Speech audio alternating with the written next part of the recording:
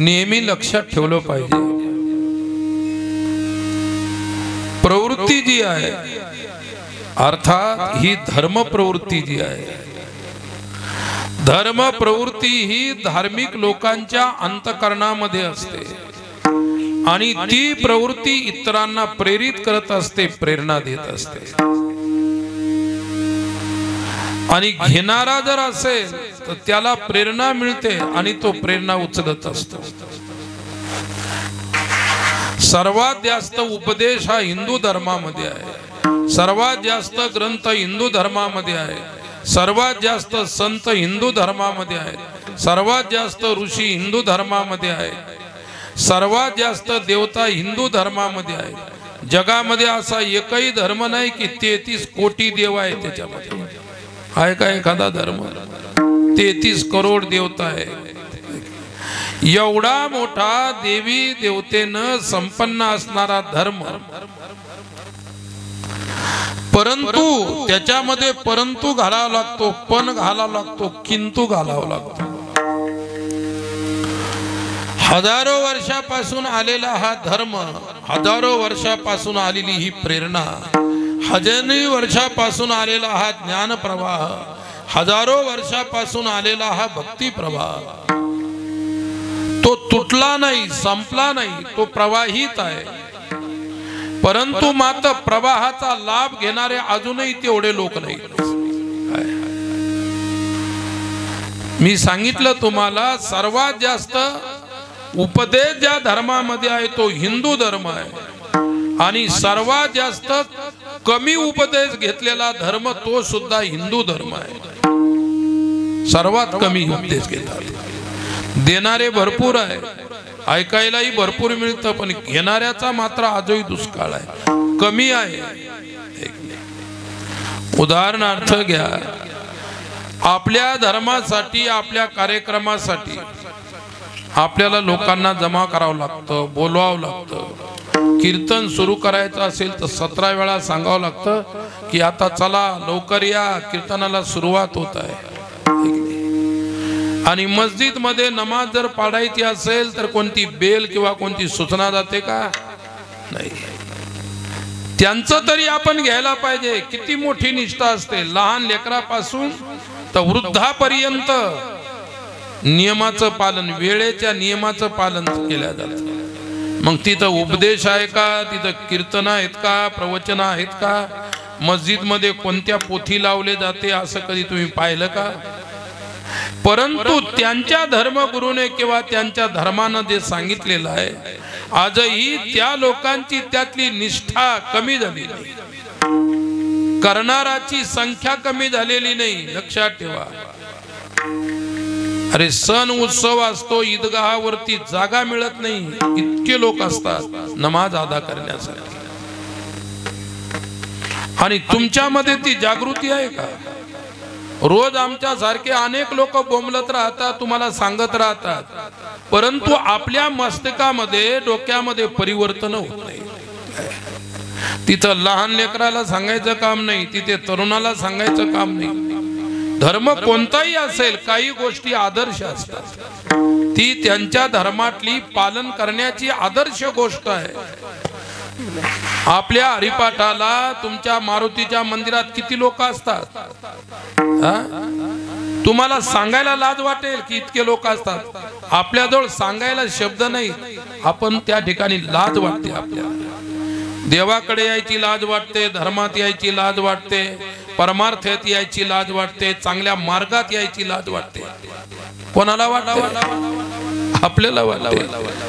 काकड्यात 2 माणसं असतात, 3 माणसं, 4 माणसं, हरिपाठात म्हातारी झालेली माणसं।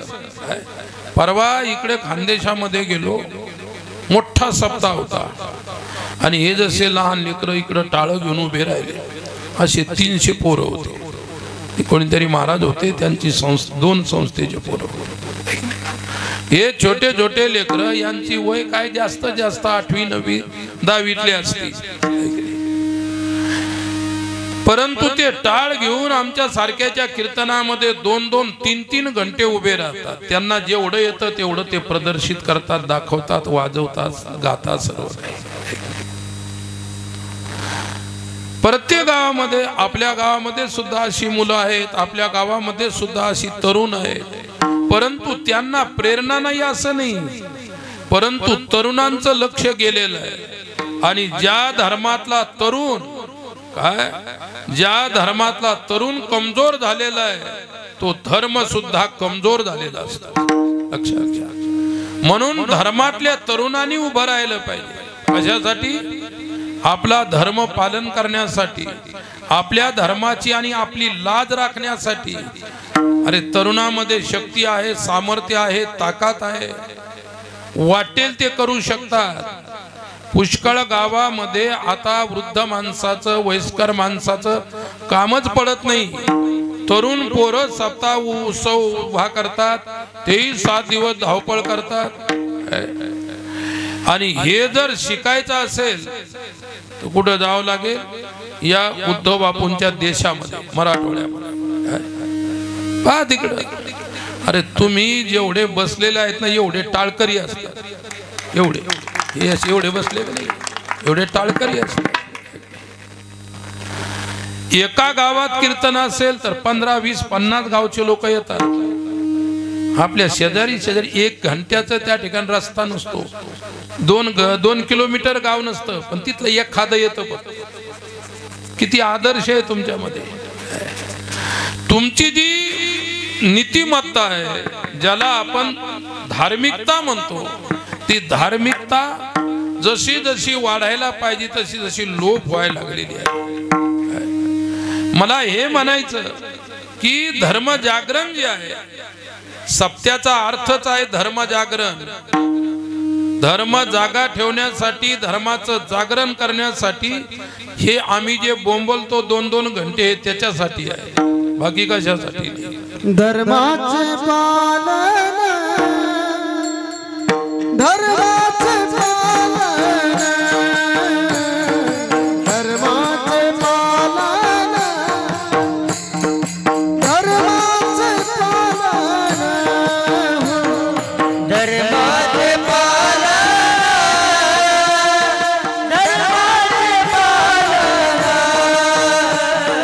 धर्माचे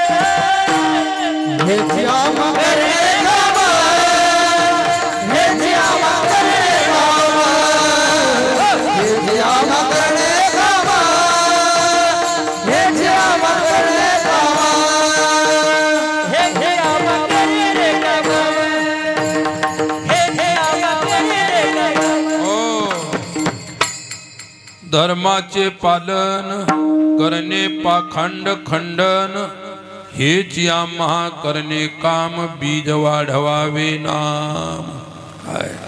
बीज म्हणजे मूळ, धर्माचं मूळ वाढवायचं आहे। अरे मिरच्या लावतात त्या ठिकाणी मुळ्या खुडून आणता का? झाड लावण्यासाठी मुळी सहित लावतात। मुळी सहित लावल्यानंतर त्याचं झाड होईल, त्याचं उत्पादन निघेल, त्याचं काय होईल?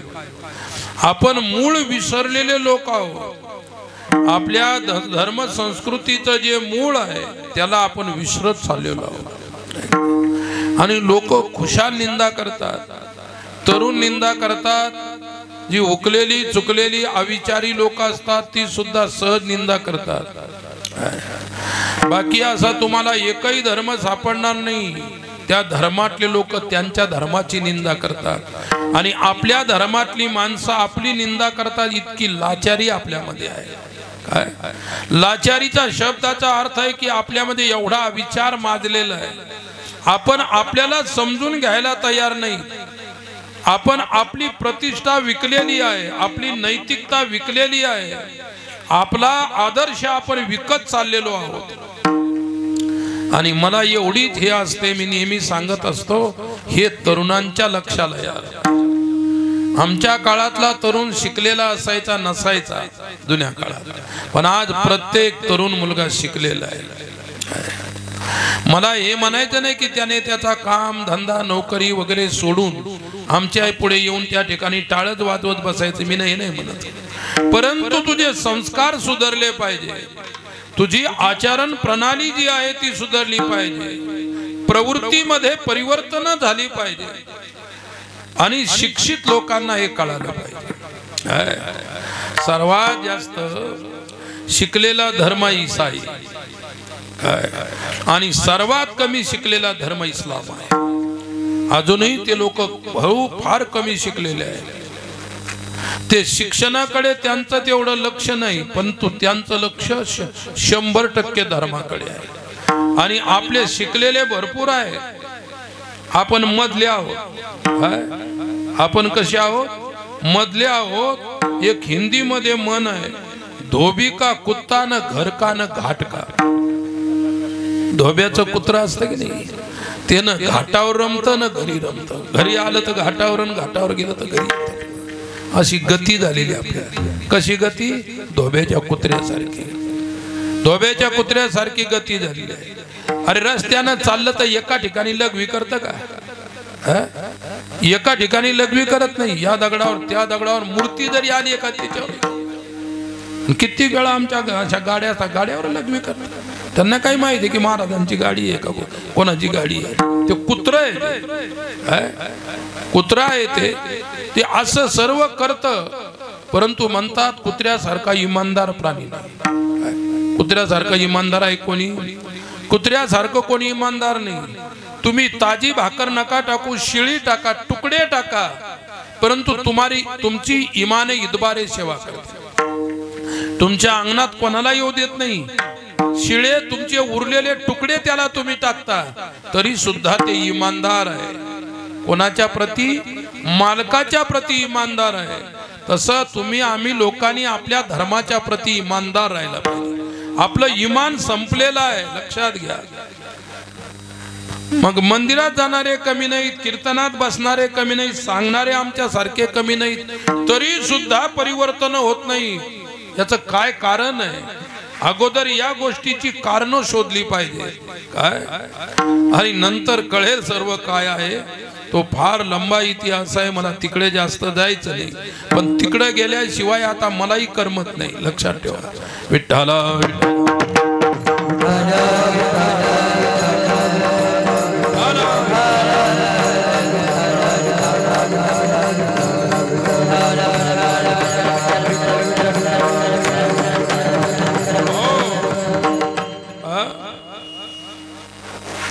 इस्लाम मध्ये मांसाहार करायचं सांगितलेलं आहे, पण इस्लाम मध्ये दारू पिणं पाप आहे. इस्लाम मध्ये काय आहे?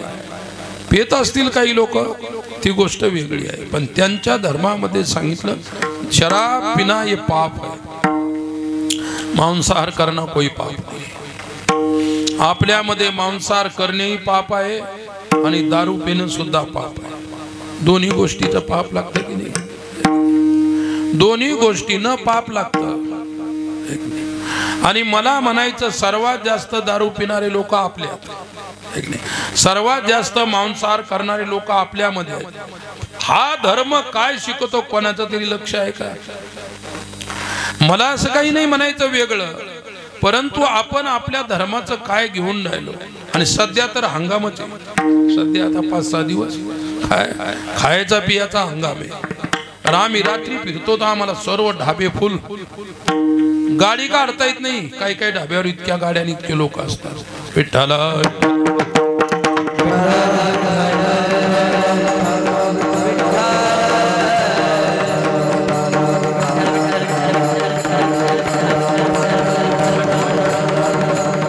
आणि असं कधी कधी वाटायला लागतं की देश चालवणारे लोक पिढीला बर्बाद करून राहिले. देश चालवणारे लोक काय करून राहिले? पिढ्या बर्बाद करून राहिले. एक गोष्ट ते पिढ्या बर्बाद करून राहिले आणि तुमच्या लग्नामध्ये दारू असते ती सुद्धा पिढ्यांना बर्बाद करून राहिली. किती कठीण गोष्टी आहे.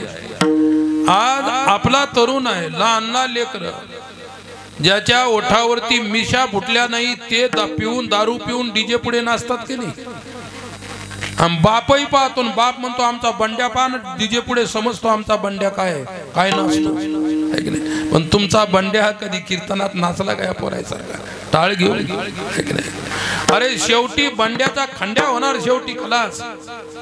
धर्म संस्कृती डुबली याच्यामुळे. म्हणून उपदेश केल्यानंतर, उपदेश घेतल्यानंतरच तुम्हाला कळेल, स्वीकारावं लागेल. नशा केव्हा येते? नशा केव्हा येते? लाजू नका, तुमच्या गळ्यात माळ आहे म्हणून तुम्हाला असं वाटतं की मला सांगायचं नाही. अरे प्रत्येकाला माहित आहे की दारू पिल्यानंतर नशा येते. दारू पिली नाही तर नशेचं सोंग करता येईल पण नशा येणार नाही. तसे शब्द उपदेश घेतल्यानंतरच परिवर्तन होईल. या धर्माच्या पालनाची नशा चढेल तुम्हाला. म्हणून अरे याच्यासाठी लोकांनी प्राण दिले. अकबराने महाराणा प्रतापांना इतका प्रलोभन दिलं, तू वाटेल ते मी देतो, तू वाटेल ते मागशील तेवढं साम्राज्य मी तुला द्यायला पाहिजे, पण आमच्यामध्ये ये.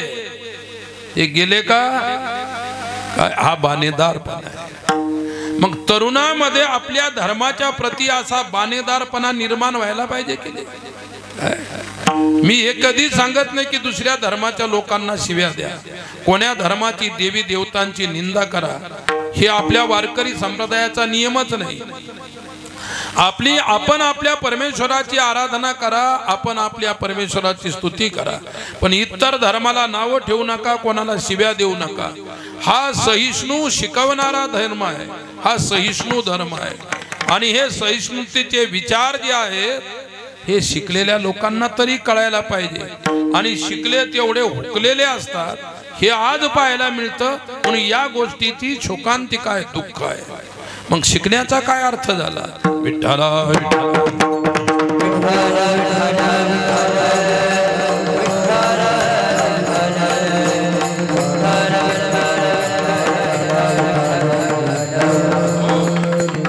आणि तिकडे म्हटलेलं आहे भौतिक शास्त्रामध्ये, म्हणजे तुमचे जे भौतिक शास्त्र आहेत भौतिक ज्ञानाचे, काय म्हटलेले की education is the life of foundation. हे शिक्षण आहे, हे आपल्या जीवनाचं फाउंडेशन आहे, जीवनाचा आधार आहे, जीवनाचं मूळ आहे. मग शिकलेल्या माणसांना कळत नाही तर त्यांनी शिक्षण घेतलंच नाही. मग शिकलेला माणूस जर सभ्य होऊ शकला नाही, तो शिकून जर असभ्य राहिला तर शिक्षणाला काही अर्थ राहिला नाही. मला एवढंच सांगायचं की धर्माच्या प्रती जागृतीचा भाव ठेवा, आहे की नाही? धर्माच्या प्रती जागृतीचा भाव ठेवा. सप्ताह किती दिवस असतो गावामध्ये? 12 महिने असतो का? 6 महिने, 4 महिने, 2 महिने, 1 महिने, 7 दिवस. सप्ताह 7 दिवस होतो. ज्या दिवशी सुरू व्हायचा त्या दिवशी कधी लेट होते आणि शेवटच्या दिवशी 12-1 वाजेपर्यंत संपून जातो, आहे की नाही? आज अशी परिस्थिती आम्ही गावागावामध्ये अनेक ठिकाणी पाहतो. करू लागायलाच कोणी नाही. 4-5 माणसं असतात जे त्याच्यामधले असतात, भजनातले असतात, पूजनातले असतात, परंतु त्यांना करू लागायला सुद्धा कोणी नाही. लक्षात ठेवा, इतकी कठीण परिस्थिती काही ठिकाणी पाहायला मिळते. आणि या परिस्थितीमध्ये परिवर्तन झालं पाहिजे. मला एकच सांगायचं की तरुणांनी उभं राहायचं. सामाजिक कार्य असो, गावातलं धार्मिक कार्य असो, या कोणतंही कार्य असो, या तरुण वर्गाने जर उभं राहिलं तर आपल्या या वृद्ध माणसांना, वयस्कर माणसांना ते कामच करायची काम पडणार नाही. परंतु त्यामध्ये हा प्रेरणेचा स्रोत जागा झाला पाहिजे, नंतर त्यांना हे कळेल. लक्षात घ्या, हे प्रत्येक गावामध्ये थोडं तरी सांगावं लागतं. आणि ज्याच्या डोक्यात बसलं तर परिवर्तन झाल्याशिवाय राहत नाही. आणि डोक्यात बसायला सुद्धा त्या ठिकाणी डोकं लागतं, है की नाही? डोकंच नसेल तर डोक्यात काय बसेल? अरे घागर असेल तर तिनं पाणी आणता येईल, घागरच नाही तर पाणी कशानं आणता? तसं तुम्हाला आहे डोके आकारानं डोके ठेवलेले आहे तुमच्या शरीरावर, पण डोक्यात काहीच नाही. आणि डोक्यात काही नसेल तर काहीच घेता येणार नाही.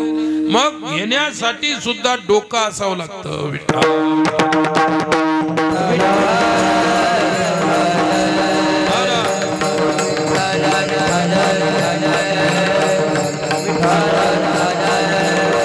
आणि म्हणून संत म्हणतात बुद्धीचा पालट, बुद्धीचा पालट धरा रे काही, बुद्धीचा पालट धरा रे काही, बुद्धीचा पालट, बुद्धीचा पालट धरा रे काही, धरा रे काही, धरा रे काही,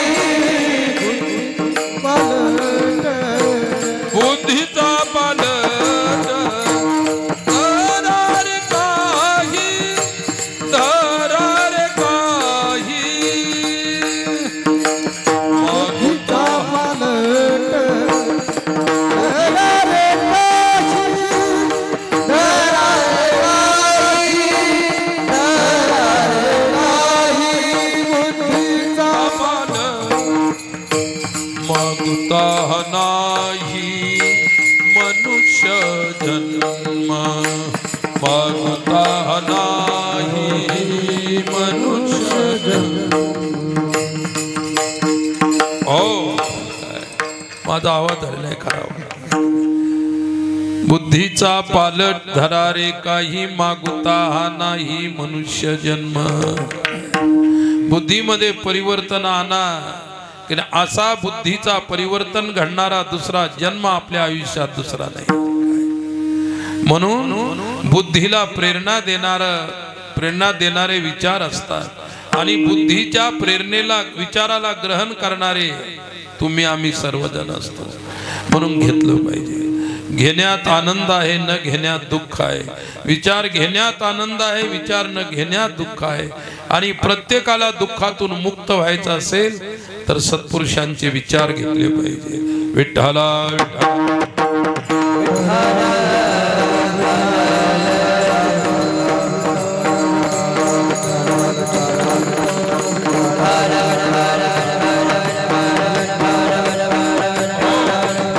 आणि ज्या गोष्टी आपल्याला कळत नसतात त्या कोणाला तरी विचाराव्या लागत असतात.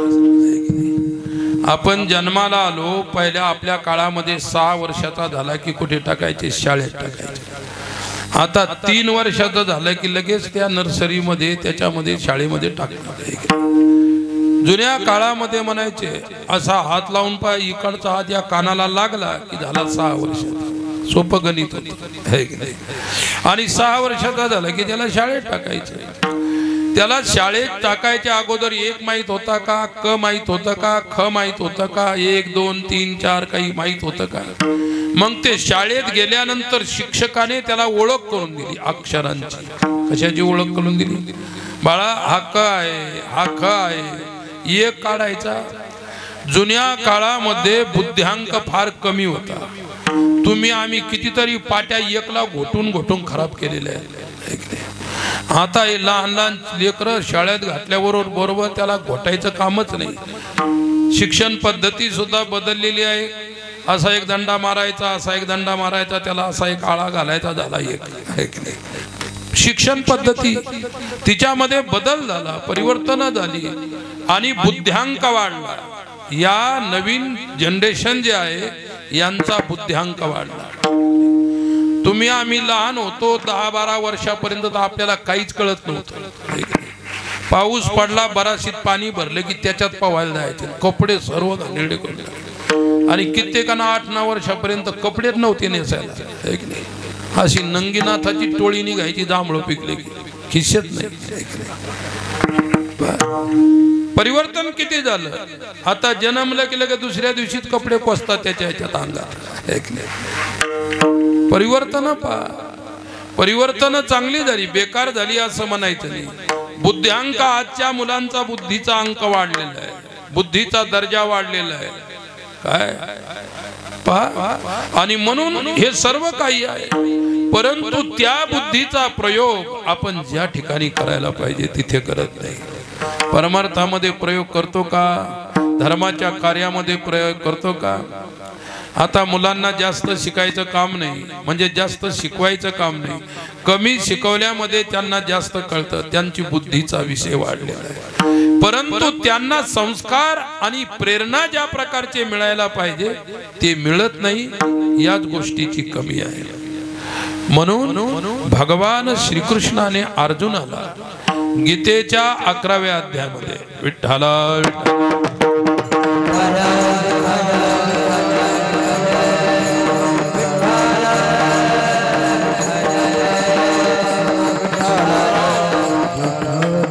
अर्जुनानेच अगोदर विश्वरूप पाहण्याची इच्छा प्रकट केली, भगवंताने त्याला विश्वरूप दाखवलं। दिव्यम ददामि ते चक्षु, तुला या सामान्य डोळ्यानं ते दिसणार नाही, तर दिव्य चक्षु दिले पाहण्यासाठी, आणि तो दिव्य चक्षुनं पाहू लागला। पाहिलं होतं आणि पाहिल्यानंतर घाबरला, अरे बाप रे काय खतरनाक आहे। ज्या महाभारतामध्ये ज्यांना मी धनुष्य बाण घेऊन मारणार आहे ते आपोआप भगवंताच्या विश्वरूपाच्या मुखात प्रवेश करत आहेत, प्रलयाकडे जात आहेत।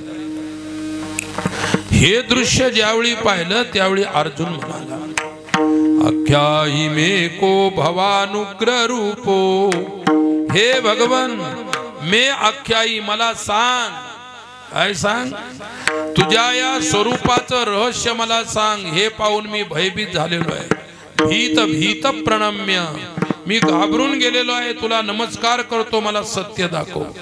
मग विश्वरूपाच्या स्वरूपात भगवंताने अर्जुनाला खोटं दाखवलं होतं का? नाही, खोटं दाखवलं। आणि देव कशाला खोटं दाखवे?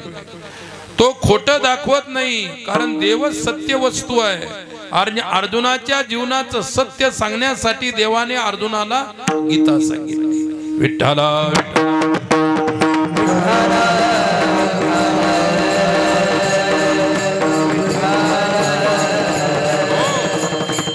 विचारण्याची इच्छा ज्याला होत असते परमार्थामध्ये, त्याला शास्त्रीय भाषेमध्ये जिज्ञासू म्हणतात। जिज्ञासू म्हणजे ज्ञातुमिच्छा जिज्ञासा, जाणण्याच्या इच्छेला जिज्ञासा असं म्हणत असतात। आणि ती जाणण्याची इच्छा झाली, त्याला झाली, तो साधक आहे, जिज्ञासू आहे, मुमुक्षु आहे।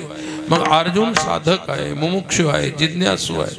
ती जिज्ञासू वृत्ती जाणण्यासाठी झाल्यानंतर तुम्ही आम्ही सुद्धा साधक जिज्ञासू आहोत। आणि तुकोबारायांनी विचार केला की मला सुद्धा जी जिज्ञासा प्राप्त झालेली आहे तिचं उत्तर मला पाहिजे आहे, आणि म्हणून त्यांनी प्रश्नात्मक अगोदर असा उच्चार केला, तो अभंगाच्या पहिल्या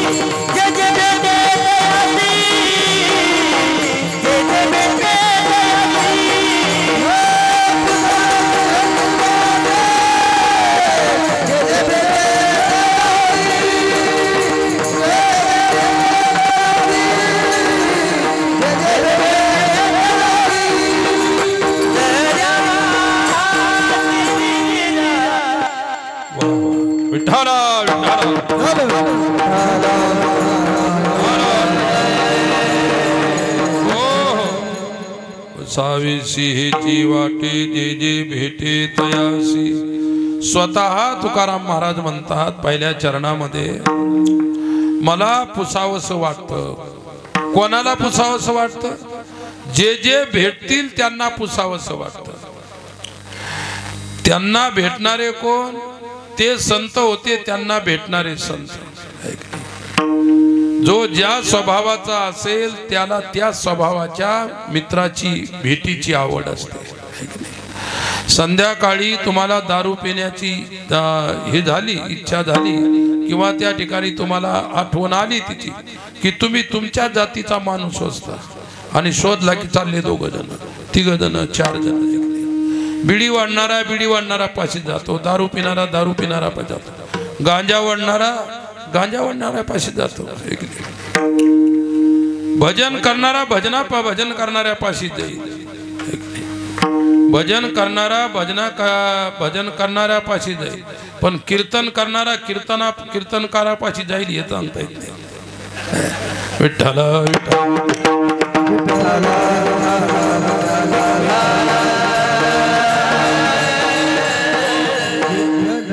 भजन करणाऱ्यापर्यंत चांगला आहे सर्व, पण त्याच्या पुढे खराब झालेलं आहे. वारकरी संप्रदायाने काय सांगितलं? वारकरी संप्रदायाने साधूचा संग सांगितला, एकमेकाच्या भेटी करायच्या सांगितल्या. पंढरीच्या लोका नाही अभिमान, पाया पडे जन एकमेका. गीता सांगते की विद्या विनय संपन्ने ब्राह्मणे कवी हस्तिनी सुनीचैव सपाकेच पंडिता समदर्शिना. पंडित म्हणजे विद्वान. विद्वानाचा अर्थ आहे की ज्याच्यातला अभिमान गेलेला आहे, ज्याच्यामध्ये विनम्रता आलेली आहे. ज्ञान हे अभिमान घालवण्यासाठी गोष्ट आहे. विद्या विनयेन शोभते. ज्ञान जे आहे ते विनम्रतेनं सोबत असतं. तुम्हाला एक संतांचं चरित्र सांगतो थोडक्यात. चैतन्य महाप्रभू नावाचे संत बंगालमध्ये येऊन गेले. जसे आपल्या महाराष्ट्रामध्ये संत तुकाराम महाराज झाले, नामदेवराय झाले, सदा भजन करणारे संत. एकनाथ महाराज झाले, माऊली झाले, हे सदा भजन करणारे. काय कृष्ण विष्णू हरी गोविंद या नामाचे निखिल प्रबंध, माझी आत्मचर्चा विशद उदंड गाती. सदा नाम घोष करू हरी कथा, तेने सदा चित्ता समाधान. हे सदैव भजन कीर्तन करणारे विनम्र लोक.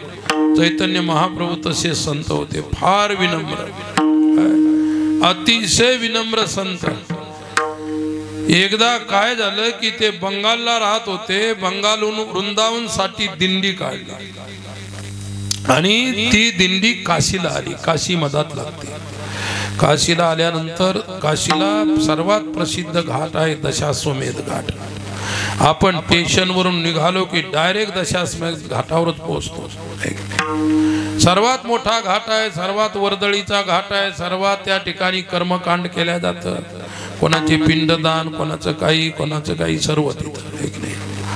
काशीला काय लोक म्हणतात, काशीला गेलं आणि एकदा पिंड घातला की पुन्हा बापाचं हे करायचं कामच नाही, श्राद्ध करायचं काम.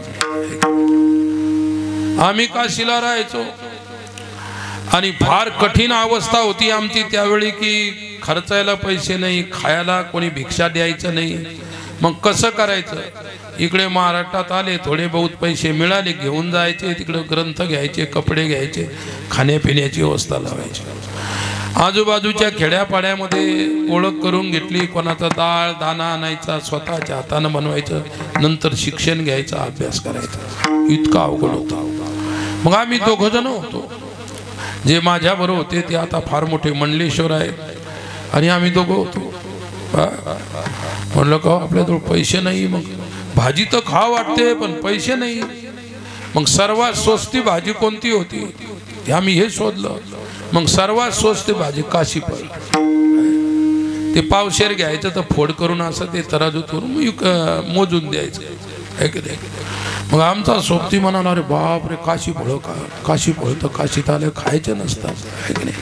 मी म्हटलं तुम्ही वेडे झाले काय? म्हटलं काय काशीत काशीफळ खायला चालतात पण काशीतून बाहेर गेल्यानंतर घरी खायला चालत नाही, असं असतं म्हटलं. ते जमून आम्ही काशीफळ आणायचं. सर्वात स्वस्त ती भाजी होती. काशीफळ आणायची, त्याची भाजी करायची आणि ते चालवायचं. कारण त्यावेळी काय 1 रुपयाच्या किलोच्या वर एकही भाजी नव्हती. 40 पैसे किलो, 30 पैसे किलो, त्याला 4 आणे म्हणायचे, 25 पैशाला 8 आणे किलो अशी भाजी होती त्यावेळेस. परंतु तेवढे पैसे सुद्धा आमच्याजवळ नसायचे कधी कधी.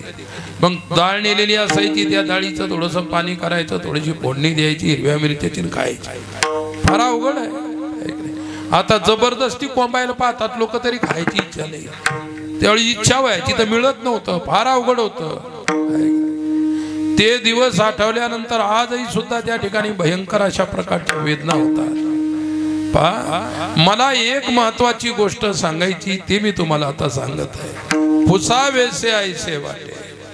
भगवंताने काय म्हटलं गीतेमध्ये? अर्जुनाने विचारलं, आख्याही मेको, मला असं काहीतरी सांग, कथन कर माझ्या समोर, मी तुला विचारत आहे, म्हणजे पुसत आहे. विठ्ठला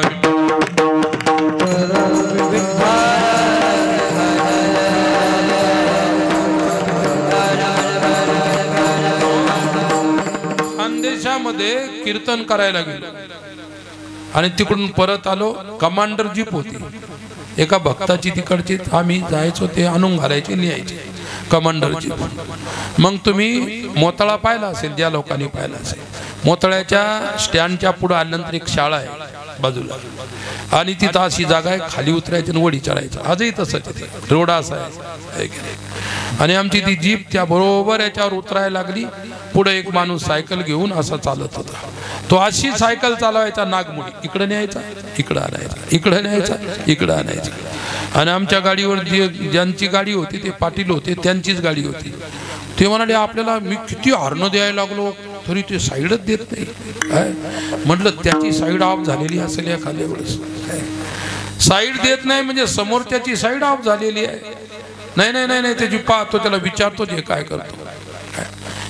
ते आमचे पाटील जे ड्रायव्हर होते ते गाडीतून उतरले, त्याच्याजवळ गेले, त्याचं हँडल धरलं सायकलीचं, आणि त्याला इतकं रागावून विचारलं, मूर्खा इतकं कळत नाही, आम्ही किती वेळा तुला हॉर्न देतो तरी तू साईड द्यायला तयार नाही. तो काय म्हणतो ऐकायसारखं आहे. तो म्हणला, का हो तुम्हाला इतकी अक्कल नाही, मी दारू पिलेला आहे आणि तुम्ही मला विचारायला लागला. म्हणजे दारू पिलेल्या कशी सायकल चालली तरी चालते. म्हटलं, पाटील स्टेरिंग वर येऊन बसा, पुढं आता काहीच बोलायसारखं राहिलं नाही. त्या माणसानं तुमची पूर्ण काढली. म्हणलं, आता आई म्हणलं, तुम्हाला एवढी अक्कल नाही, तुम्हाला एवढं कळालं नाही की मी दारू पिलेलं आहे म्हणून, इतकं तर समजायला पाहिजे. आणि काय गाडी चालवता, दिवसभर जरी हॉर्न मारला असता त्याच्यात काही बदल झाला असता का? विठ्ठला विठ्ठला.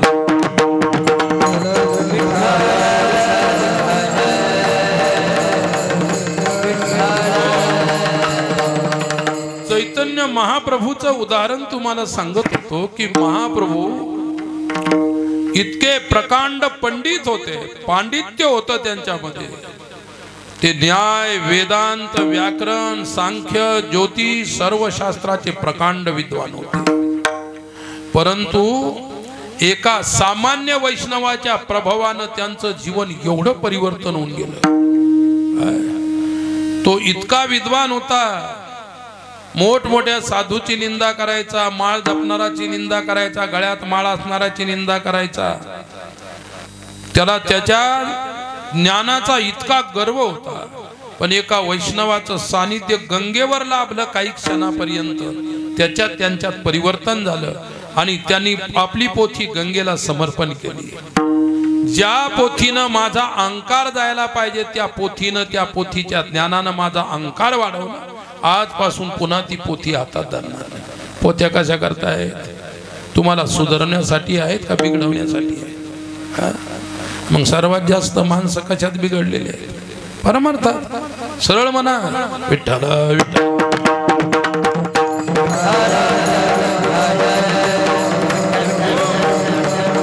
जोपर्यंत पोथी वाचणारा सुधरत नाही तोपर्यंत ऐकणारे सुधरत नसतात. पोथी वाचणारा सुधरलेला नाही.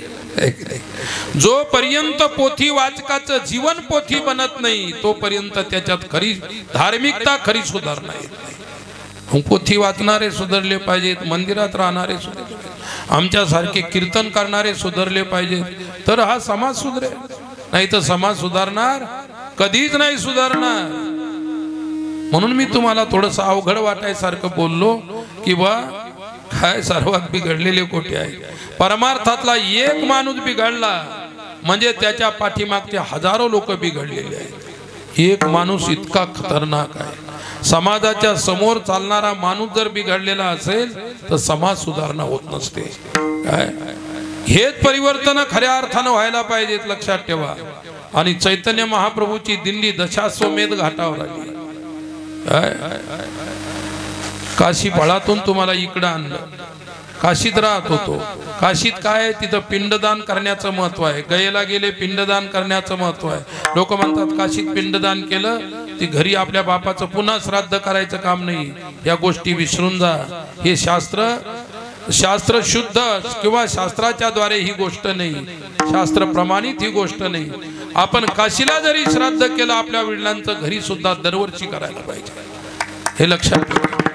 बापाला कधी विसरू नका. बापाला विसरले म्हणून तर सर्व बेकार झालेलं आहे.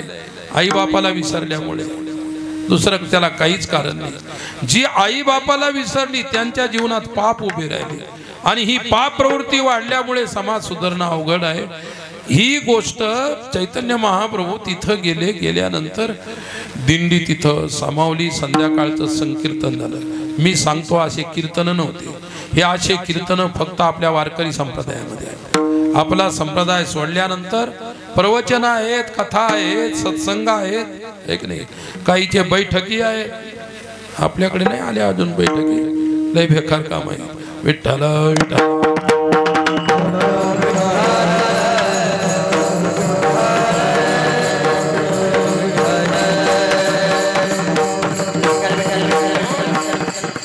एकदा एका ठिकाणी बैठक झाली. मी गेलो तिथं. बैठक झाली, कोंबडं कापलं.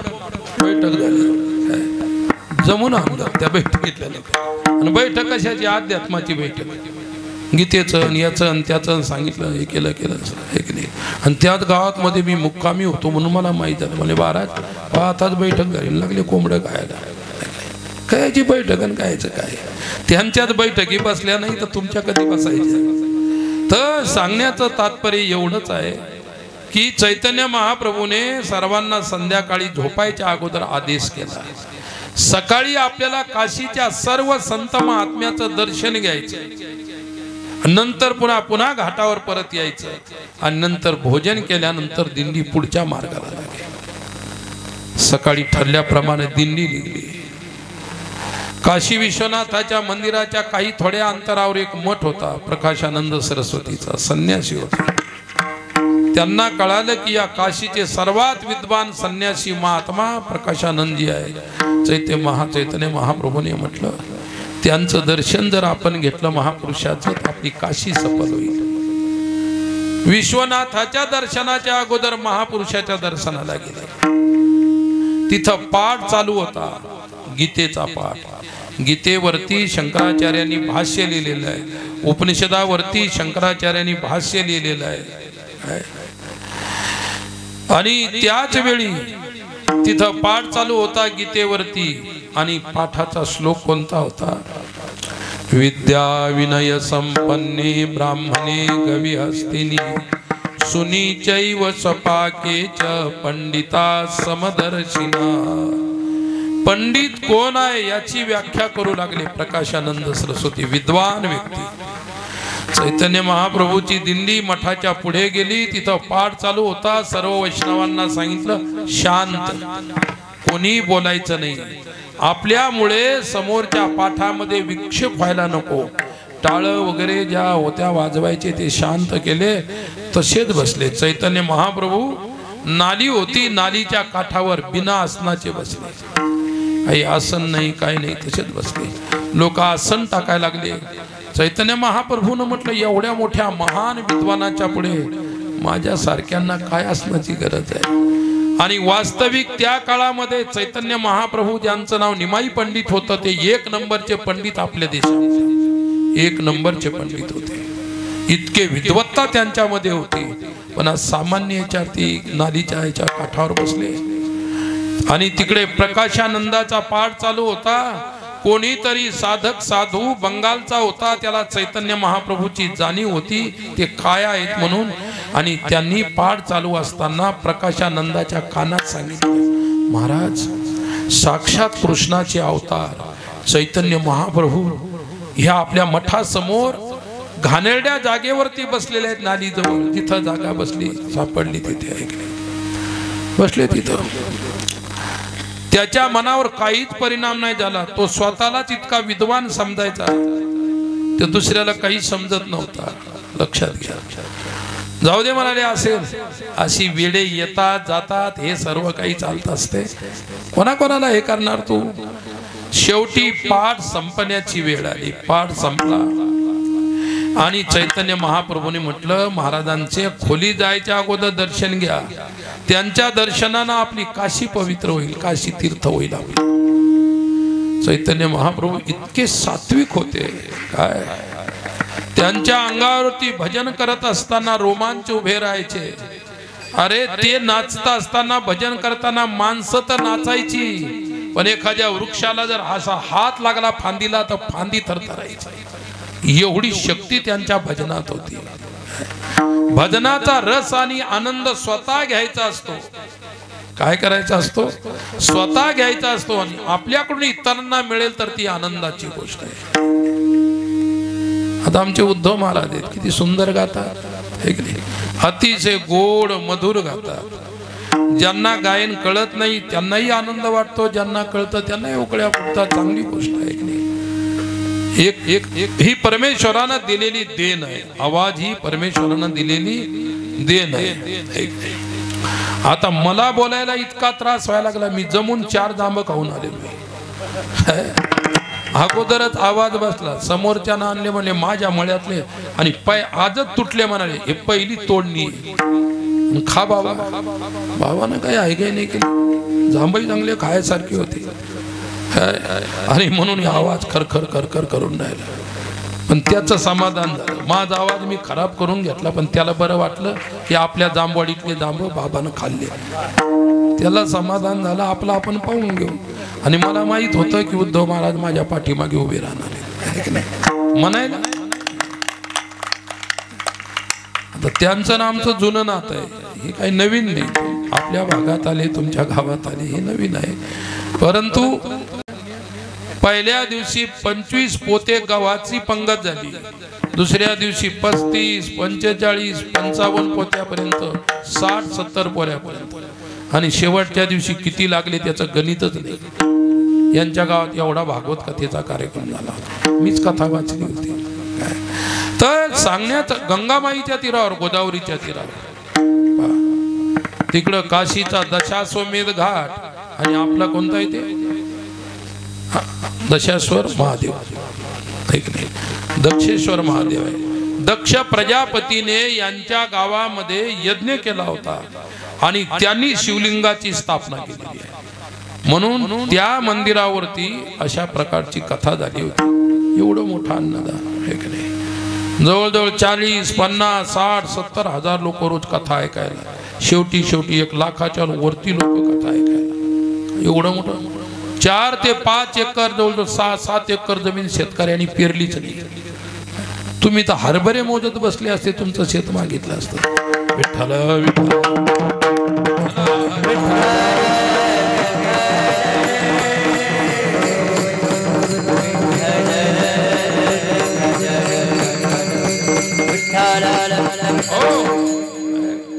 चैतन्य महाप्रभू प्रकाशानंदाच्या आश्रमाच्या समोर साध्या याच्यावर बसले. असं नाही काही नाही. अंगामध्ये छोटस वस्त्र, उघडेच महावैष्णव. आणि ज्यावेळी पाठ संपला ते महाराज उभे राहिले आणि लोकांनी म्हटलं, त्यांच्या शिष्याने म्हटलं, मोठे संत बंगालचे, त्यांना महाराज भेटा. अशा लोकांना मी भेटत असतो का? असे तर येत जात राहतात काशीमध्ये. चैतन्य महाप्रभूला वाटलं की आपण दर्शनापासून वंचित होतो, पळतच गेले आणि धराम दिशी अंग टाकून दिलं. चैतन्य महाप्रभूच्या फक्त या बोटांचा त्यांच्या पावलाला स्पर्श झाला. साधुतेचा स्पर्श ज्यावेळी अहंकाराला होत असतो त्यावेळी अहंकार राहत नसतो. अहंकार तसा जात नाही. विचारोनी अहंकारू सांगितले मग अस्तीच वस्तू होईजे, आपली स्वस्ती सहजे आपण पे केली. अहंकार गेला तुका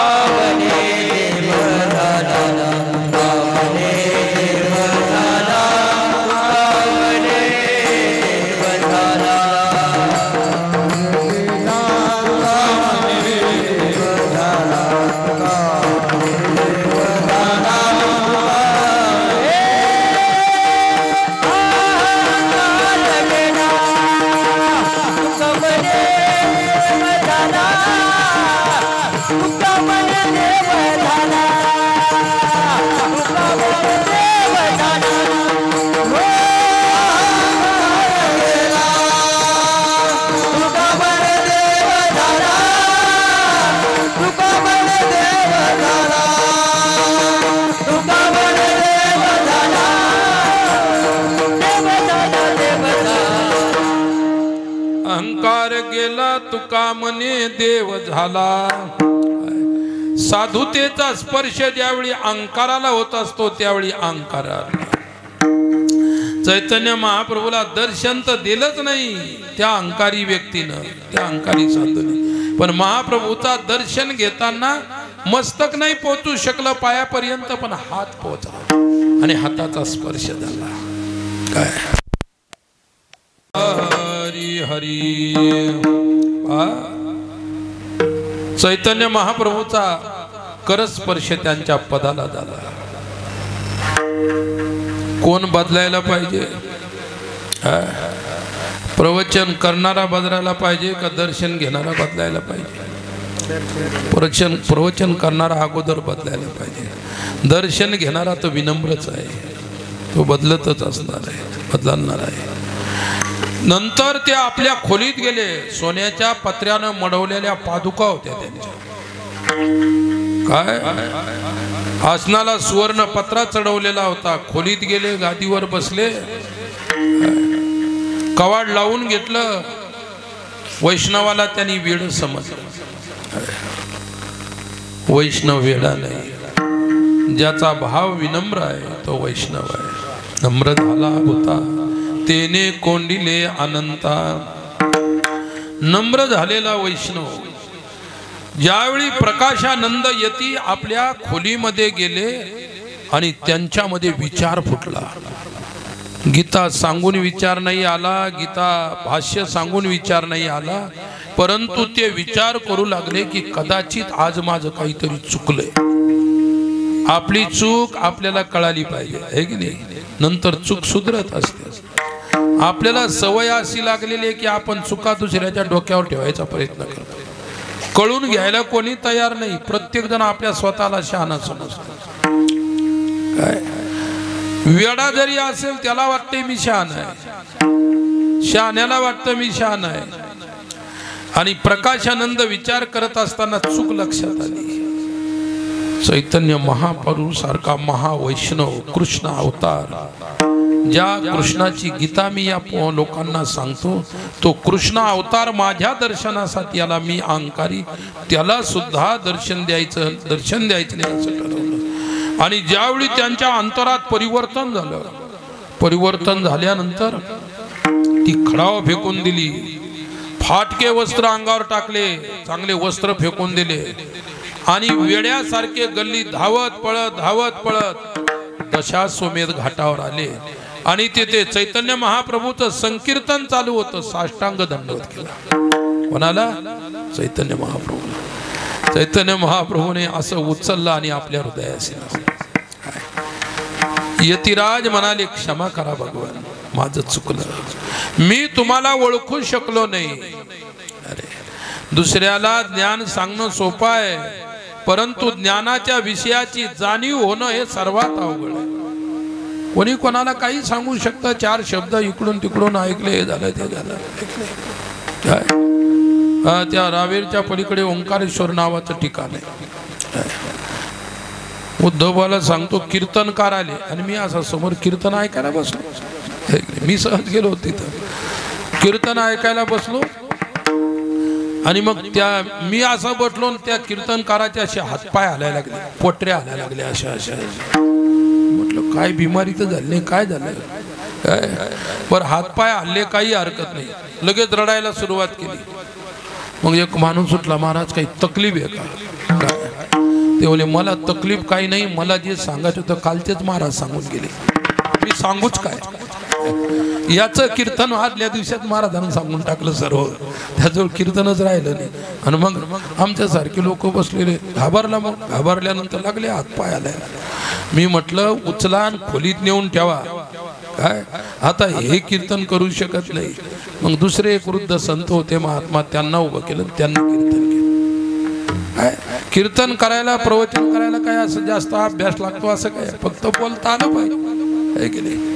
आणि आता तर लय अभ्यास सोपा आहे. याचं कीर्तन त्याचं कीर्तन त्या मोबाईल मध्ये असतं, त्याचं पाहायचं, त्यानं चुटकुले काय सांगितलंय, यानं काय अशी मजाक सांगितली, हे असं सर्व पाहायचं आणि लगेच टाकर खेळला आले की ते मोकळं करून टाकायचं. झालं कीर्तन. कीर्तनाला काही कोणता अभ्यास थोडा लागतो. विठ्ठला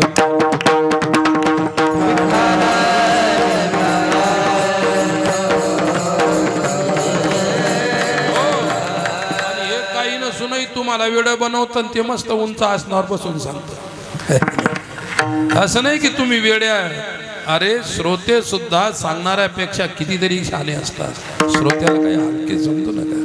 तर आपला विषय होता की जो अहंकार यतिराजाला होता आणि सांगू काय लागला, तो गीतेचं पंडित शब्दाचा. पंडित कशाला म्हणतात? काय? पंडा आत्मविषयी बुद्धी यस्मिन सा पंडितः. पण आत्म्याला जाणणाऱ्या बुद्धीला पंडा बुद्धी म्हणतात आणि आत्मतत्वाला जाणणारी बुद्धी ज्याच्यामध्ये आहे त्याला म्हणतात पंडित. हा शंकराचार्याने केलेला आहे. आणि तुकोबारायांचा पंडित काय आहे? पंडित तोची भला, पंडित तोची भला,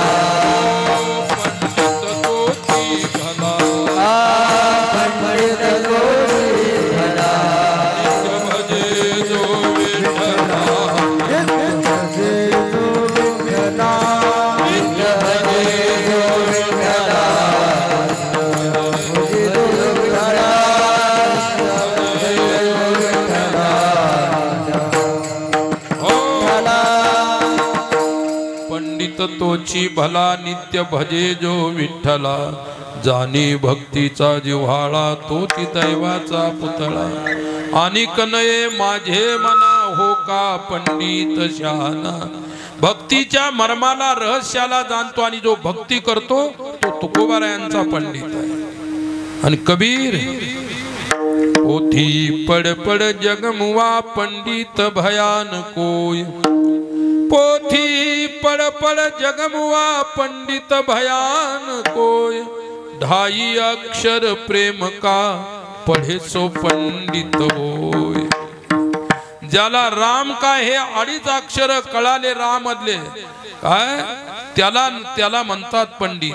ज्याला रामाचा भगवंताच्या शब्दाचा अर्थ कळाला तो पंडित आहे. आणि बाकीचे पोथी पड पड जगमुआ पंडित भयान कोय. पोथी वाचून वाचून मेले पण पंडित होऊ शकले. ज्यांना भगवत प्रेम कळालं तोच फक्त पंडित आहे. पोथी वाचून कळत असेल तर आनंदाची गोष्ट आहे. शबरीनं कोणती पोथी वाचली पण तिला प्रेम कळालं. गोरोबा काकानं कोणती पोथी वाचली प्रेम कळालं. चोखोबारांनी कोणती पोथी वाचली पण त्यांना प्रेम कळालं. आणि कबीर म्हणतात मशी कागद छुओ नाही. मी तर शाही पाहिली नाही, पोथी पाहिली नाही, अक्षर पाहिली नाही, तरी सुद्धा कबीरासारखा कोण पंडित आहे. आज कबीर साहित्यावरती हजारो लोकांनी PhD केलेले आहे. तो शिकला का कोण्या शाळेमध्ये? ज्ञान होण्यासाठी शाळेतच शिकावं लागतं असं काही नियम नाही. अशी गोष्ट आहे. आणि म्हणून तुकोबारायांनी म्हटलं पुसावेशी आयशी वाटे जे जे भेटे तयाशी म्हणजे संताशी. विठ्ठला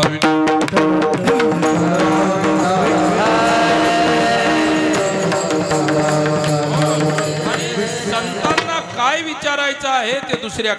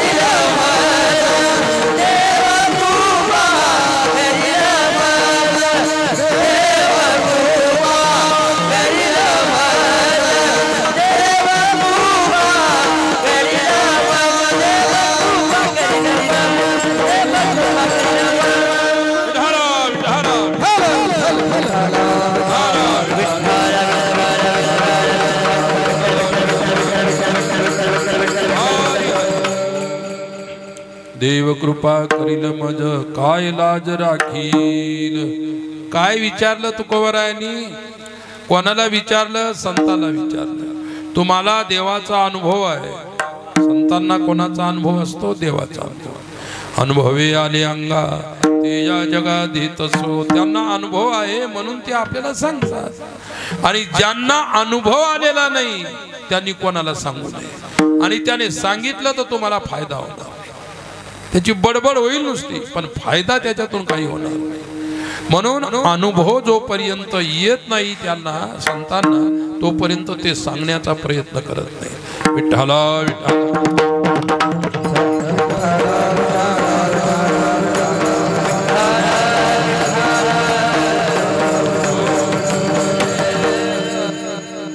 जंगलामध्ये एक छोटासा आश्रम होता आणि मी त्यावेळी भारत प्रवास करत होतो. 7 वर्ष मी देशात पायी फिरलो.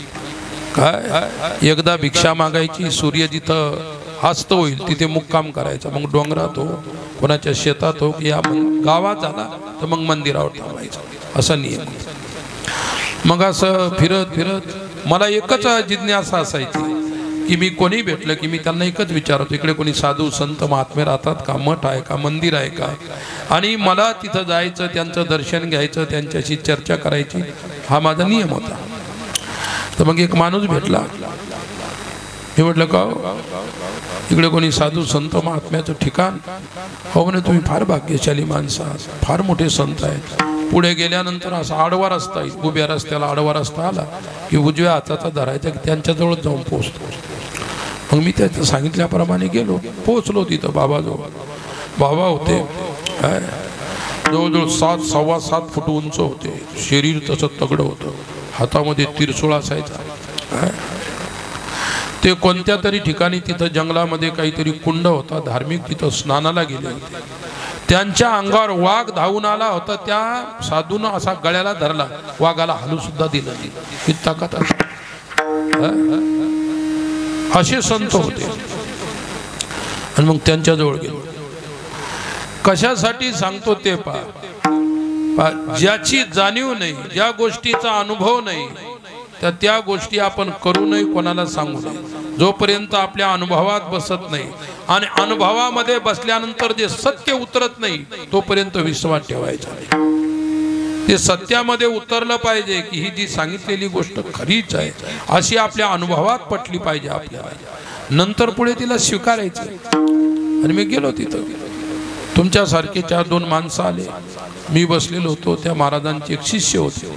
शिष्य म्हणजे असे काही दीक्षा वगैरे घेतलेली नाही, त्यांची सेवा करणारा एक ग्रस्त होता, तो सेवा करायचा.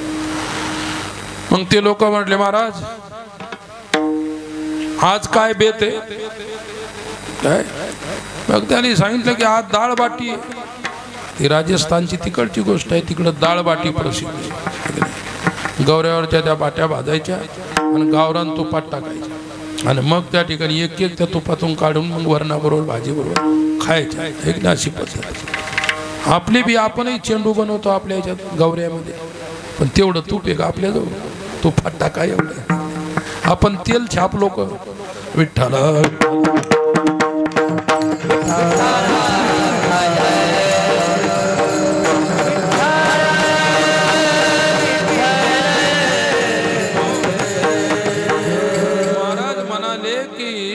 आज दाल बाटी खाएंगे, कल पंचामृत से भोजन होगा. मी म्हटलं पंचामृत आपण देवाचं पाहिलं बा, दही दूध तुंप त्याच्यात मध साखर हे पंचामृत असतं, मी ते पाहिलं होतं. आणि मला त्यांनी म्हटलं, बोले महाराज कल आप भी पंचामृत का भोजन करके जाना, कल शाम को. म्हटलं काय असेल बा पंचामृत? नवीन पदार्थ असू शकतो, नाव पंचामृत. अरे 5 वस्तू एकत्रित केल्या आणि त्याचा अमृतासारखा स्वाद झाला म्हणजे पंचामृत. आणि मग पंचामृताचं सामान लिहून दिलं त्याने. पंचामृताचं सर्वात तिखट 5 पदार्थ, लवंग मिरे असे 5 पदार्थ भयंकर तिखट जे असतात ते लिहून दिले.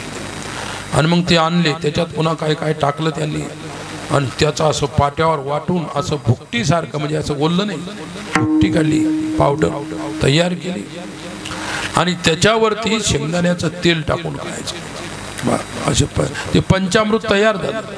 आणि असं केलं वाटीभर, जवळजवळ 200 ग्राम तो भुकटी तयार केली असेल. एक माणूस मला, महाराज आम्ही 10-12 माणसं आहोत आणि एक वाटीभर पुरल का सर्वांना? महाराज म्हणजे तुम्हाला जेवढं खायचं तेवढं काय पुरेल ते पुरेल, नाही पुरणार पाहू. मग अशा तिखट केले. तिखट म्हणजे काय? आपली पोळीच पण जाड करायची, पण विस्तावर भाजायची, त्याला तिखट म्हणतात. अशी जाड असतात ती पोळी, अशी नरम असते, ती तव्यावर केली जाते. हेही तव्यावर टाकायचं, जाडं भरडं करायचं, त्याला भाजायचं, इतकं स्वादिष्ट लागतं ते. आणि मग ते केले, तिखट केले, तिथं धुनी होती, त्या धुनीवरच स्वयंपाक झाला. पंचामृत बसली जाईल. म्हणे महाराज आता ते महाराज म्हणाले मी वाढतो, तुम्ही सर्वजण खा. हो म्हटलं तुम्ही एवढे मोठे संत, आम्ही वाढतो, आमच्यापैकी कोणी नाही. नाही नाही तुम्हालाही वाढायचं ज्ञान नाही. आणि मला त्या महात्म्यानं इतकं वाढलं, चमचा असतो की नाही आपला, चहाची पत्ती टाकायचा चमचा, म्हणजे लहान असतो आहे की नाही, तो चमच्याच्या टोकावर बसल तेवढंच माझ्या त्या भाकरीवर टाकून दिलं. मी इतका नाराज झालो, पुढच्यांना एक एक चमचा टाकला असं. मला वाटलं मलाच काय भेदभाव केला, मला इतकं कमी कसं काय दिलं, हे घासाला पुरणार नाही काय. मग आलं तेल टाकलं, ते भिजून घेतलं आणि मग भिजल्यानंतर मग तुकडा मोडायचा खायचा. बाकीचे पैलवान एक एक दोन दोन घासातच एक एक चमचा पंचामृत खालास. ते महाराज वाढायला द्यायचं का घ्या, द्यायचं घ्या, पण ते मला मात्र वाढायचे नाही. मला त्यावेळी असं नाराजी व्हायची, राग यायचा, आपण इतक्यात कसं काय आपण. मग मी निश्चित तशीच पोळी खायला लागलो, तेवढं मारलं तेवढं खाल्लं आणि बाकीच्या फुल खाल्लं, 3-3, 4-4, 5-5 चमचा खाल्ले ते पंचामृत. पंचामृताचा प्रभाव भोजन होईपर्यंत काहीच दिसला नाही. भोजन झाल्यानंतर प्रत्येकाच्या हातात डब्बा, रात्रभर तिकडे जा इकडे ये. काही काही नदीच्या काठावरच मुक्काम केला, जायला.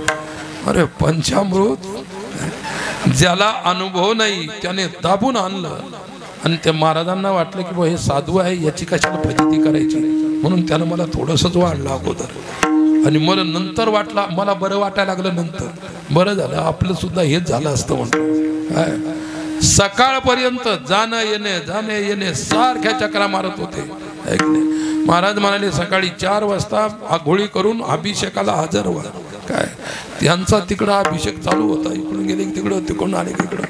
अरे बापरे, काहीच नाही. आताडे तुटून पडायची वेळ आली, रक्त पडायची वेळ आली. रक्त पडलं काही काहीच, बापरे. आणि नंतर काय केलं, तेवढी पूर्ण फजिती होऊ दिली. तिथं 4-5 गायी होत्या, त्या भक्तानं दही बनवलं होतं. त्यांना एवढे मोठे मोठे ग्लास, 2-2 दह्याचे ग्लास पाजले. त्याच्यामध्ये वनस्पतीचा पाला पिळला असा एक नाही, तो आपल्याकडे सुद्धा असतो पाला. लहान लहान मुलं आता हे सर्व गवत ते नष्ट झाले, त्याला कामुन्या म्हणायचे. अशा कामुन्या यायच्या, त्या रेषा असायच्या, त्याच्यावर बारीक एवढीशी असायची. त्याचा पाला त्याच्यात पिळला आणि त्याचा पाला पिळला, जे दही दिलं बाबा, 2-2, 3-3 गिलास दही दिल्यानंतर एकदा दोनदा झालं, एकदा दोनदा इकडे तिकडे जायचं. पुन्हा मंडळी अशी शांत पडली चिंचाच्या झाडाखाली. संध्याकाळी 3 वाजता उठले, सकाळी उठले, रात्रभर जागरण, पंचामृत काय. अरे बापरे, म्हटलं ज्या गोष्टीचा अनुभव नाही त्या गोष्टीला कधी शिवू नये, त्याला स्पर्श करू नये. अनुभव नसल्यामुळे फजिती झाली. तुकोबारायांनी एवढंच म्हटलं, अनुभवा वाचून बडबडती ते. ज्यांना अनुभव नाही ते सांगतात त्यांची नुसती बडबड आहे, त्यांचं कोणतंही तत्वज्ञान नाही. आणि म्हणून इथं सांगितलेलं आहे, एकच विचारणा केली संतांना का, हो महात्मा, परमेश्वर आमच्यावरती कृपा करेल आणि आमची लाज राखेल का. द्रौपदीची लाज राखली, मीराबाईची लाज राखली. विठ्ठला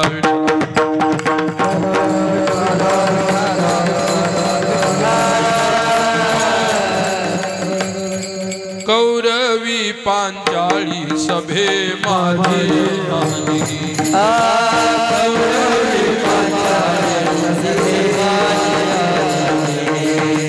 वस्त्र हरली वस्त्रे कैसी झाली.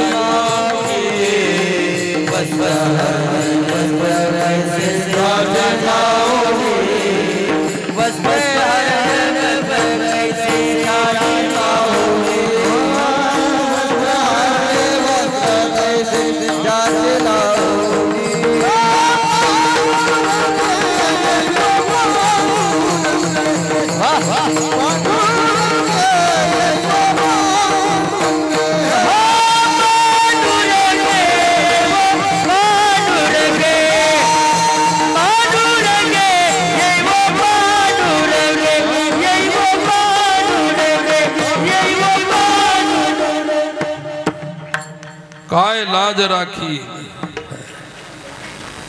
देव कृपा करील. संतांना तुकोबारायांनी विचारलं, तुमच्यावरची जशी परमेश्वराची कृपा झाली महात्मन, तशी आमच्यावरती कृपा होईल का परमेश्वराची.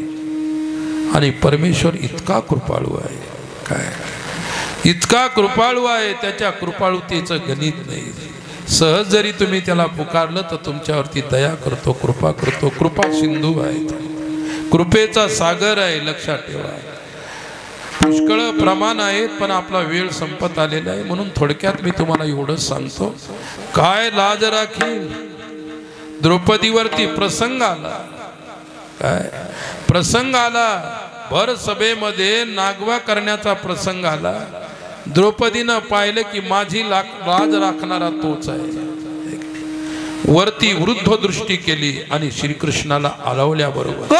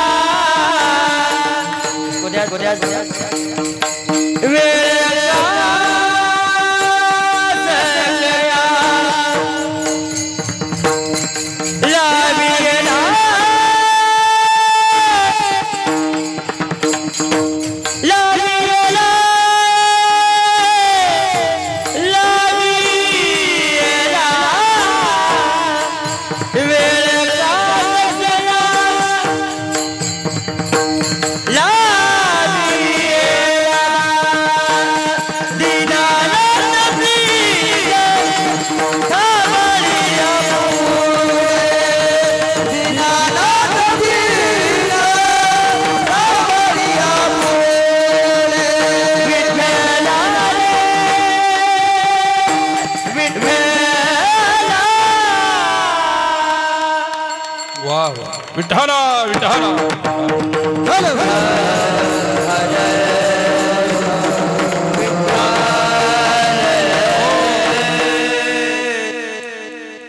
कोठे गुंतलासी द्वारकेच्या राया वेळ का सखया लावियला भरी सभा द्रौपदी ठाडी लाखो राजा हमारी रे. अशा प्रकारची प्रार्थना आहे, लक्षात ठेवा. का देव कृपा करील मज, कधी माझ्यावरती भगवान कृपा करतील आणि खरोखर माझी लाज राखतील का ते संकट काळामध्ये, तुकोबराय विचारतात. आणि ज्यावेळी त्या परमेश्वराची अनुभूती तुकोबरायला येतात आणि त्यावेळी तुकोबरायांनी आपल्या प्रमाण सहित त्या वस्तूला त्या विषयाला असा स्पर्श केलेला हळुवारपणे तिसऱ्याकडे.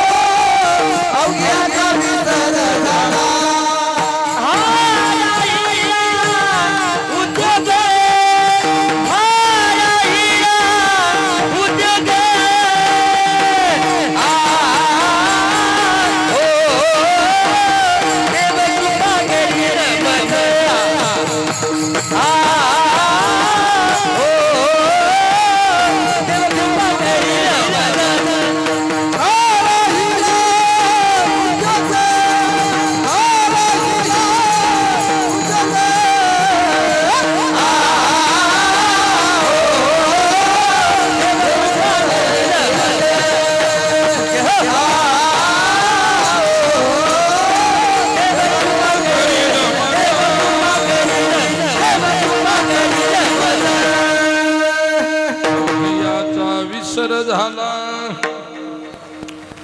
काय संपूर्ण विषयाचा विसर विषयी विसर पडिला निशेष अंगी ब्रह्मरस ठसावला काय संसाराची विस्मृती आणि भगवत स्मृती झाली पाहिजे म्हणजे परमार्थ पूर्ण झालेला असतो विठ्ठला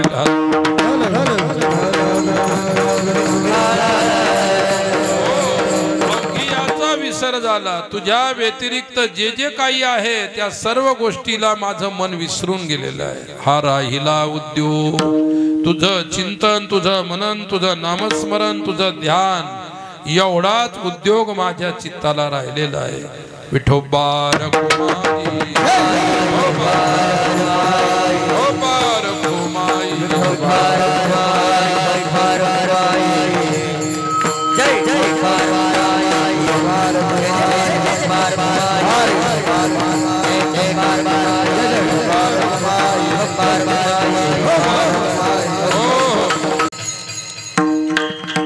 तुका मने चिंता वाटे कोण भेटे सांगेसा जेवढ्या गोष्टी मी अभंगात विचारलेल्या आहेत त्या गोष्टीचं उत्तर देणारा मला कधी भेटेल आणि कोण भेटेल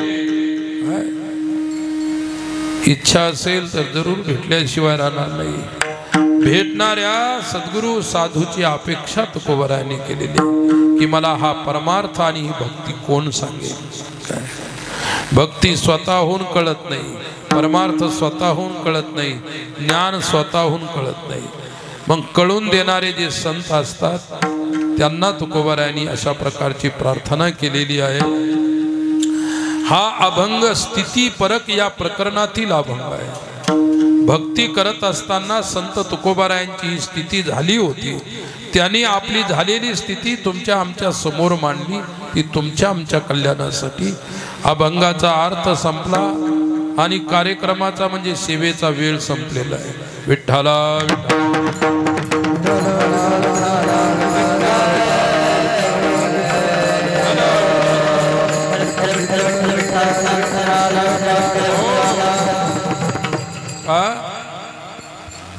अभंगाचा चिंतन आता इथे आपण पूर्ण केलेलं आहे शेवटचे 2 शब्द सांगून झालेली सेवा प्रभूचरणी समर्पित करायची आपल्या टाकरखेड वाघ येते मी सुरुवातीला जे काही सांगायचं ते बरंच सांगितलेलं आहे 57 वर्षापासून हा कार्यक्रम इथे चालतो कमी वर्षाची ही भगवत साधना नाही तुमची मंदिरामध्ये खुर्चीवरती बसलो होतो एकादशीचे नाव वगैरे पाहिले भक्तांनी मला सांगितले की असे असं 36 वर्षापासून एकादशी म्हणजे द्वादशीची पंगत होते एकादशी आणि दुसऱ्या दिवशी द्वादशी एकादशी आपण उपवास आपल्या वारकऱ्यांचा एकादशी हा एकच उपवास आहे किंवा जास्तीत जास्त लांबवला तर सोमवार आहे एखादच व्रत सोमवार न करीशी कोण त्याची गती होईल नाही तर 2 उपवास आहेत एक धरायची तर एकादशी धरा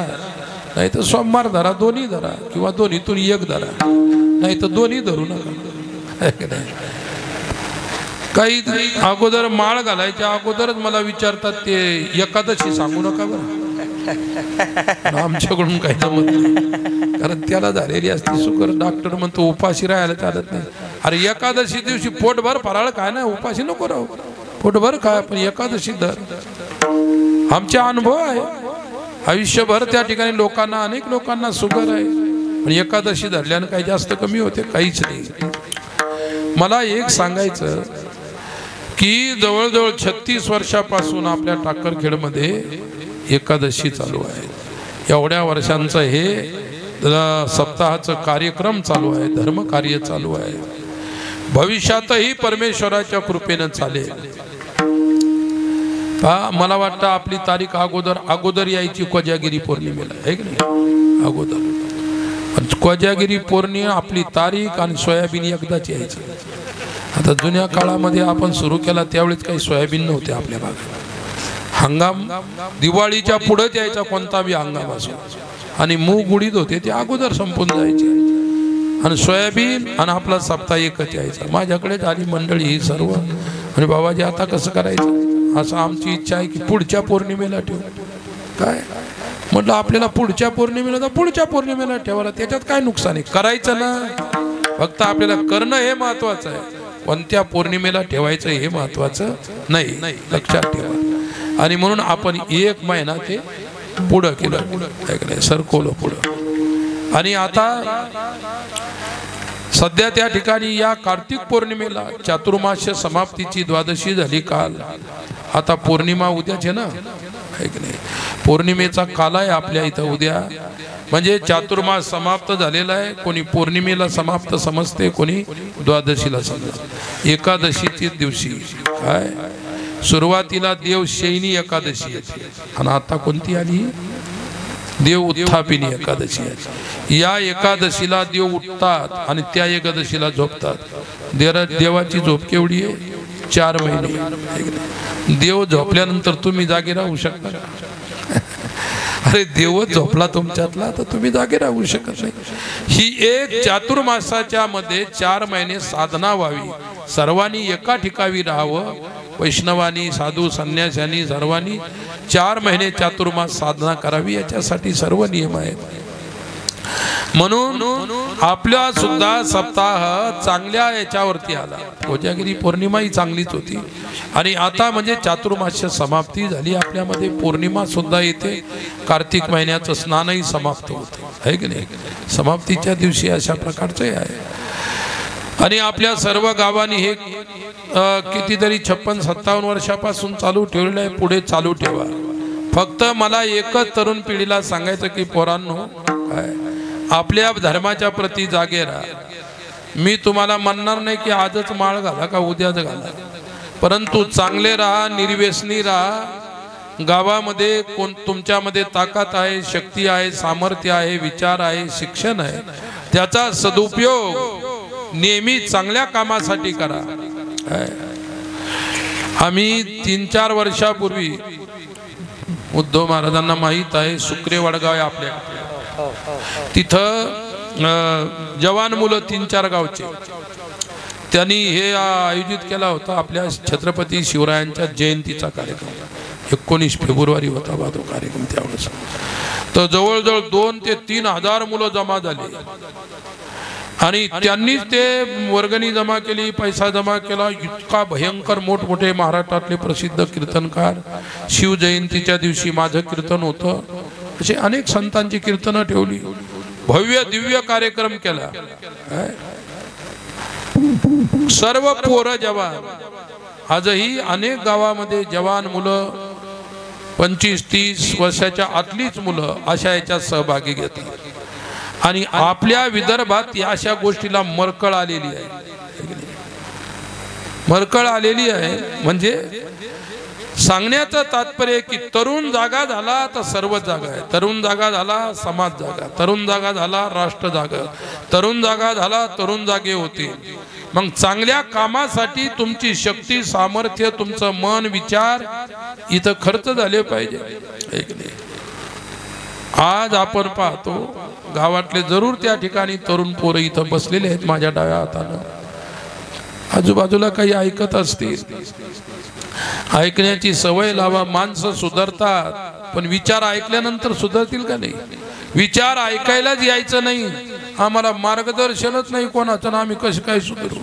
अरे मार्गदर्शन घ्यायला आले तर तुम्हाला मिळेल का नाही. मार्गदर्शनाची खरोखर नितांत गरज आहे सर्वांना. आणि म्हणून समाजातील तरुण मुलांना माझं एवढंच सांगणं आहे की आता तुम्ही या सेवेमध्ये आहेत किंवा नाही हे मला माहीत नाही, पण मला एक जागृतीचा संदेश प्रत्येक गावातल्या तरुणांना द्यायचा असतो. मी हजारो तरुण उभे केले, चांगल्या गावातले केले हे तर काही विशेष नाही, पण नक्सलाईट ज्यांच्या खांद्यावरती बंदुका होत्या, बंदुका घेऊन निरापराध लोकांना मारायचे, पुढाऱ्यांना मारायचे, पोलिसांना मारायचे. एक आमच्या भक्ताचं पोरग पोलीस, त्याचं 80 किलो वजन होतं, एक नाही 80 किलोचा पोलीस चोराच्या मागे पळू शकतो का. 80-90 किलोचा, त्याच्या चालताना मांड्याला मांड्या घासायच्या. पळू शकतो का. चोर धरायला तो कशाला पोलीस झाला. आणि त्याची ड्युटी लागली गडचिरोली. सांगतो महाराज 3 महिन्यामध्ये काय इतका हलका झाला, त्याचं 90-80 किलो वजन होतं, 50 किलोवर झालं. त्या नक्सलाईटला घाबरून कधी नक्सलाईट आपल्याला गोळी मारतील कधी काय सांगतात नाही. पोलिसही घाबरलेले, त्यांचं वैर पोलीस आणि पुढारी. पोलीस आणि पुढाऱ्याची राशी एकच आहे. त्याचा बी पहिला अक्षर पू आहे आणि याचंही पुढाऱ्याचंही पू आहे, पोलिसाचंही पहिला अक्षर पू आहे. एक नाही पू पो एकच गोष्ट आहे, एकाच पाड्यातले अक्षर आहे. आणि म्हणून अशा प्रकारचे ते नक्सलाईट हजारो तरुण शिकलेले, ग्रॅज्युएशन झालेले, परंतु त्यांचा लढा त्यांच्या विचारानुसार आहे. पण तेही मुख्य प्रवाहात आणून आज ती मुलं शिकलेली, कोणी नोकरी करते, कोणी व्यापार करते, कोणी शेती करते, इतकं छान करतात कारण त्यांच्या शिक्षणाचा उपयोग. असे लोक सुधरू शकतात. आपली पोरं तर काही तेवढी बिघडलेली नाहीत, पण विचारानं बिघडलेली ती जवानी असेल ती बर्बाद होत असते. म्हणून विचार आले पाहिजे आणि विचारातून सुधारणा झाली पाहिजे. म्हणून आपल्याही गावच्या तरुण मुलांना सांगतो, आपल्या गावातल्या तुमच्या पूर्वजांनी 56-57 वर्षापासून हे जे टिकवलेलं आहे हे तुम्हाला पुढे टिकवायचं आहे, एवढं तरुणांना मला सांगायचं. आणि आजची झालेली सेवा काय मी सांगितलं तुम्हाला, मी कसा बोललो हे मलाच माहित आहे. कारण काय असतं, आवाजाचे शत्रू आंबट वस्तू आहे. जाम काय आंबट वस्तू, गोडानेही आवाज बसतो आणि आंबटाने सुद्धा आवाज बसतो. आणि मिरची खाल्ली तर उकलतो का? अरे मी मिरची खाऊन कीर्तन करताना पाहिलं बरं का उद्धव. अरे महाराजानं काय केलं, मिरच्या ठेवल्या खिशात. अशा अरे बोललो खिशातून काय काढतो, हिरवं तर काय गुळ नसतो, अशी मिरची खायची. आमच्या मुक्ताईनगरची तिकडची गोष्ट आहे. जुने महाराज होते. मग मी ते कीर्तन झालं, त्यांच्यानं माझा हसी मजाकचा स्वभाव हे होता, मित्रता होती. म्हणलं का हिरवं काढून काय खात होते? तेवढी मिरच्या खात होते. बोले मिरच्या कीर्तनात का? माझा आवाजच इतका उकलतो मिरच्या. तुम्ही खाऊन पहा, तुम्हालाही समजेल उकलतो का बसतो. आपापला विचार असतो त्यांचा. त्या मिरच्यानं उकलत असेल कोण. आता माझ्या पुढे 3 वाट्या ठेवल्या, एक साधी खडी साखर, एक खड्याची खडी साखर आहे, एक गुळाची आहे. आता या वाट्या जर तिकडं ठेवल्या माझ्या पुढे ठेवल्या काय शेवट हे काही हरकत नाही.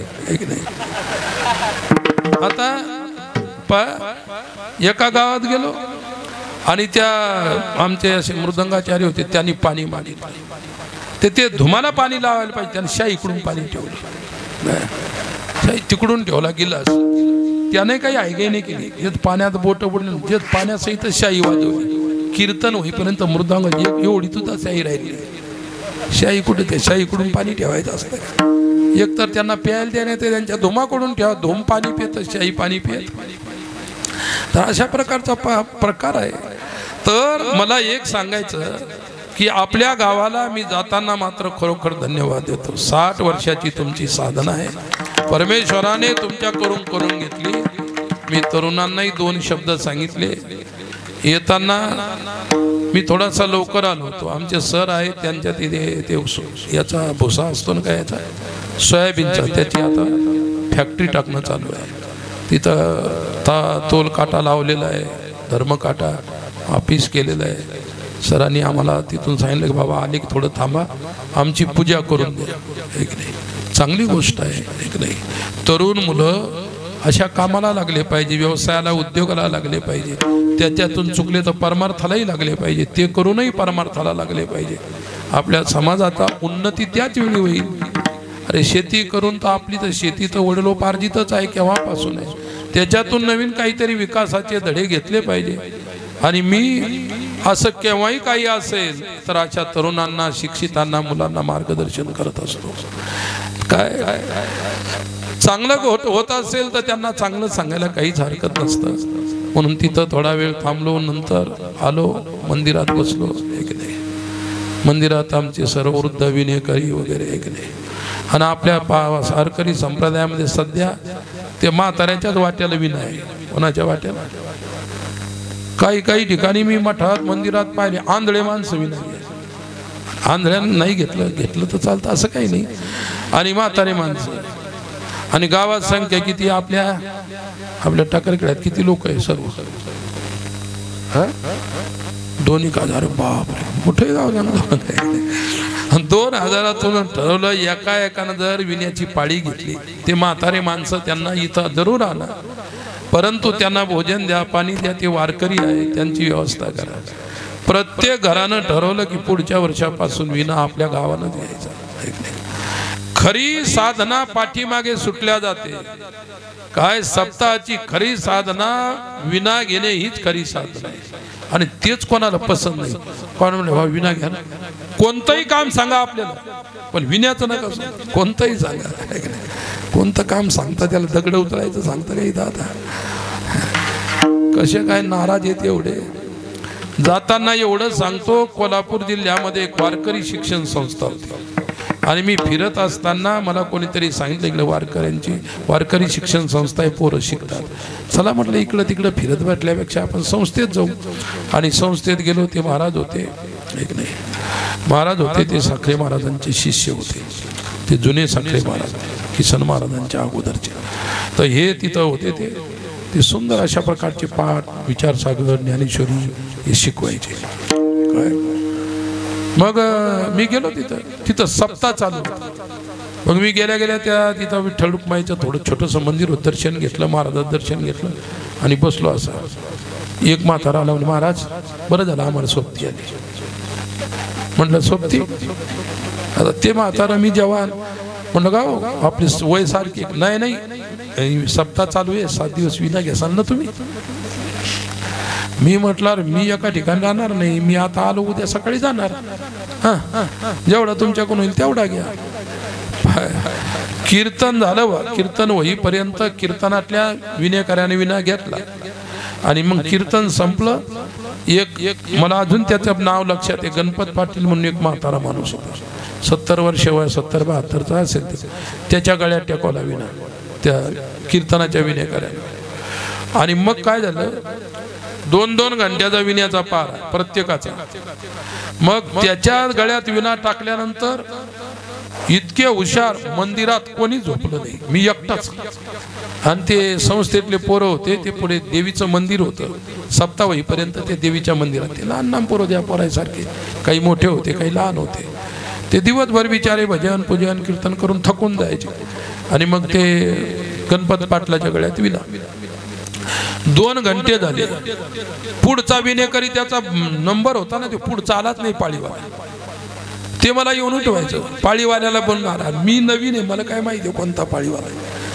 मी नाव सांगतो तुम्हाला, तू नाव सांगतील पण मला त्याचं घर माहित नाही. ते म्हणले मी घर सांगतो कोणाच्या शेजारी, मला शेजारीच माहित नाही. आता मी दिवसभर 40 किलोमीटर चालून मी थकून पडलेलो. मी कीर्तन ऐकलो पडलो. ते मला आलं की उठवायचं. 2 घंटे झाले. पुढचे 2 घंटे झाले तरी कोणी नाही. आणि ते पुढचे बिनेकरी सर्व घरी जाऊन कुठं जाऊन झोपले पता नाही. याला चक्रा यायला लागल्या. मग काय लागलं, असं हॉल होता छोटासा, या भिंतीवर आदळायचं नाही, त्या भिंतीवर इकडून तिकडे आदळायचं, तिकडून इकडे खाट खाट खाट ते विना वाजायचं ऐकलं. अरे बापरे म्हणलं काय चालू आहे. ते म्हणे महाराज उठता का तुम्ही? म्हणलं मी उठलेलोच आहे. मी सकाळी 4ला उठलो, काकडा सुरू करायचा. आणि जवळजवळ 2 वाजले होते. मग 2 वाजता त्याने मला आवाज दिला. म्हणे येऊनच नाही राहिले पुढचे. अरे म्हटलं मला काहीच माहित नाही, तुमच्या गावातल्या कोण्या माणसाला सांग. म्हणे कोणीच घेत नाही, मी त्याच्या घरी जाऊ का बोलवायला? म्हणलं तुमची इच्छा. ते विना घेऊन त्याच्या घरी ते गावात गेलं. त्यानं त्याच्या बायकोला सांगून ठेवलं होतं काय राम जाणे. आणि ती कवाड वाजवलं. अरे उठ तुझा विण्याचा नंबर आलाय.